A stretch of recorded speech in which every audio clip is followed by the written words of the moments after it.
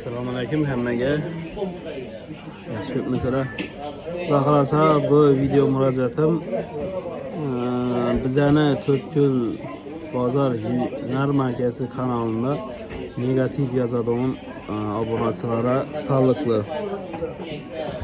Akşam 4 dekabr günü chiqargan videomuzda yaxshi fikrlarni ko'p yozganlar, ko'p odam bir dana arasında negativ bo'lgan Van Shavkat Reis degan adam profil egasi negativ fikr yozgan. Negativ fikr bo'lgandan ikki birovni apasidan asilib yomon gap yozib qo'yibdi.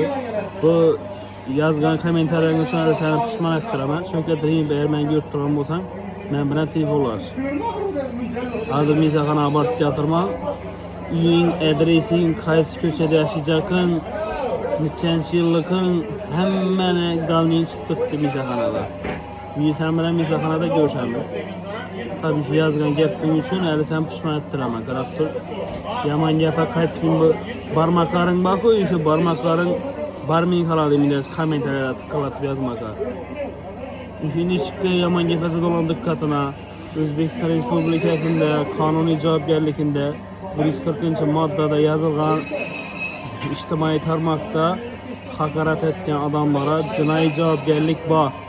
Kodeks dim ko'p ekan, mumkin emas darajada kodeks dim ko'p. O'sha hammasini aytib berib o'tirishim shart emas. Chunki sizlar ne olacak? Men ogohlantirajaqman, immunichki yomon gap yozsangiz, oqibatida yomon narsaga olib kelishi mumkin. O'ylashlaring mumkin, sizlar men Rossiyadan ya chet davlatdan men topolmaydilar deb yozaveraman, videolar diqqatini.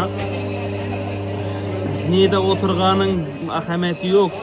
Yer yuzi planeta bo'yicha qaysi davlatda yashaganingga qat'iy nazar shonni elchixonasini zaif tashladi. Seni ishga birgan yeringni va ishga birgan firmangni oldirib bilsa, dimna beda gushagan. Qo'lni oldirib bo'ladi ekan sen. Moskvadan sen neda bo'lishingga ahamiyati yo'q.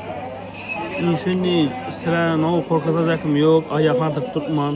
Biror yomon gap yozmanglar. Birovda shaxsiy husumating bo'lsa, o'zini yoz. Menda no shaxsiy husumati bor, yomon gap yozgan odamman-da. Aytganman uni. Dedan o'rin yo'q-ku, yomon gap yozsa.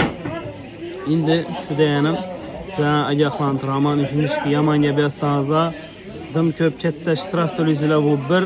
Ikkinchidan birovning shaxsiyatini deganlaringiz uchun bu o'zi addiniy javob bo'ladi. Shuning uchun kommentariyalar negativ yozadiganlar shu videoni tashlab qo'yasizlar.